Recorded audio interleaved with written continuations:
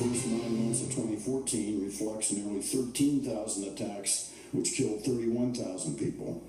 When the final counting is done, 2014 will have been the most lethal year for global terrorism in the 45 years such data has been compiled. In my 50-plus years of the intelligence business, I don't know of a time that has been more beset by challenges and crises around the world. I worry a lot about the safety and security of this country. We are actually living in a period of less daily threat to Americans and to people in the world than normally, less deaths, less violent deaths today than through the last century. 2 Obama administration officials up on Capitol Hill, 2 consecutive days, 2 very different messages about the same topic, terrorism. Former Director of National Intelligence, Defense Intelligence Agency Director, General Michael Flynn, said this about Kerry's statement, quote, "I think Secretary Kerry is out of touch with reality. He clearly is not listening to the entire U.S. intelligence community. He's not reading any of the intelligence or other things that have been written over the last few weeks, months, years." So with that, let's bring in our panel. Jason Riley, columnist with the Wall Street Journal. Ron Fournier, senior political columnist of National Journal, and syndicated columnist Charles Kramer. Okay, Jason, what do we think? Well, Secretary Kerry is not only not reading the intelligence, he's not reading the newspapers. The Wall Street Journal had a story today explaining that ISIS's appeal in the West has grown dramatically in recent months. It says Islamic State's ability to lure thousands of Westerners is unprecedented in modern history, and maybe its scariest success. I mean, you look at what's going on with Boko Haram killing with impunity. You look at how we've gone backwards in Iraq, backwards in Libya. We have 2 stories of young people running away to join ISIS just this week, and it's only Thursday, Brett. I mean, if this is the administration's idea of a safer world, I'd hate to see what its idea of a more dangerous world looks like. What is this? What is this different messaging? It's a lack of clarity, a lack of discipline, probably too much hand-wringing over politics. And what worries me is I think we're going to get hit. ISIS is going to hit us, or somebody who's motivated by ISIS is going to hit us, and we're going to need the President of the United States to unite us.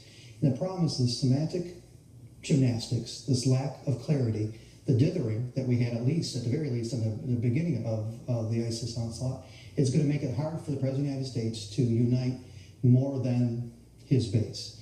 Now, it's not helped that we have some Republicans going so far as to question his patriotism, which I think is wrong.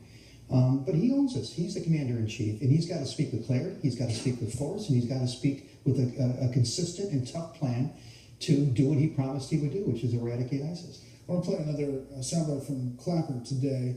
The FBI director, Jim Comey, said that there are investigations in all 50 states about radicalizations and the different stages of people being radicalized. This is Clapper talking about Americans trying to travel over to ISIS. About 180 Americans or so have been involved in various stages of travel to Syria. I should point out this is those who've attempted to go, didn't get there, those who got there and were killed, those who got there, fought and went to another country, and some number have come back. A relatively small number have returned, and would not identify any of them engaged in attack plotting. 180, though. Look, if you want to explain why you get these 2 stories, you would normally say, and I think that the simpler explanation is that you're either spinning it or not. Clapper has to say what's happening. He sees all the intelligence. He knows the numbers. And as Jason was saying, what is unprecedented here is we have ISIS, a terror group that is unprecedented in not only in its attractiveness to Western radicals, but controls more territory, controls more finances and the funds than any, and weaponry than any in the history of the world. That's a serious issue. So you would like to say that Kerry and Obama are pretending it's otherwise as a way to spin it and to reduce the anxiety and to explain away the inaction and the failure of this administration to address the problem seriously. But I think it's worse. I don't actually think the president is spinning it.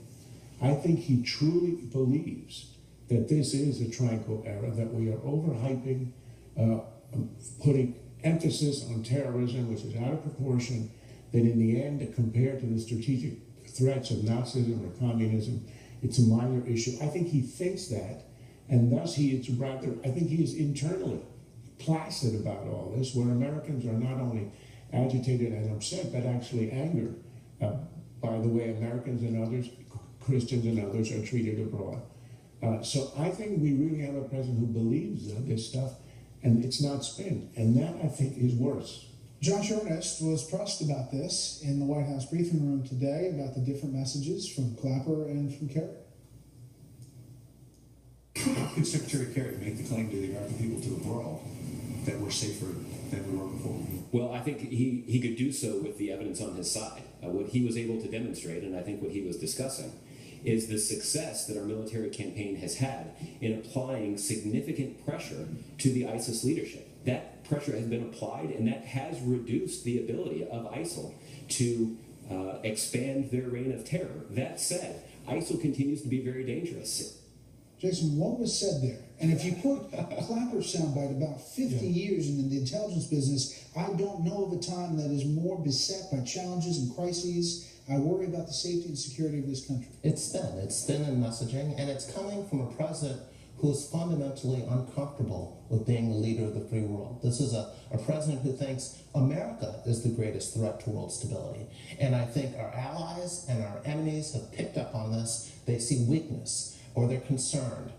Assad sees weakness. Putin sees weakness. Netanyahu is concerned, so concerned that he's coming to this country because he feels that we're going to cut a deal with Iran that is going to jeopardize the very existence of Israel, an ally of ours. That's how concerned he is. And this all starts with the White House and what it is projecting, which is uncertainty.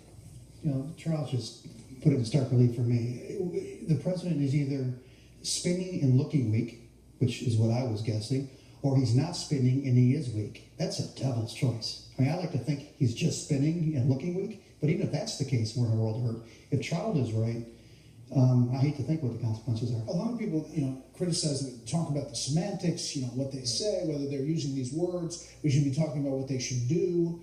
But how they say it and what they're saying does matter. Sure. It does. And when Obama says Islamic State is not Islamic, I think he believes it. What's interesting is that he's got a Kerry and an Earnest and others in the administration who I think are not true believers, because I think it's delusional what the president is thinking. And if you hear them, what you're hearing is spin, because it's hard to believe. But the president is the one who has this idea that everything's okay, that there's a perversion of Islam, it's not really a threat, it's low level. And as he said in the interview, he said this is hyped in the media. If it bleeds, it leads. He believes it. The others have to spin it. Otherwise, how do you defend the president?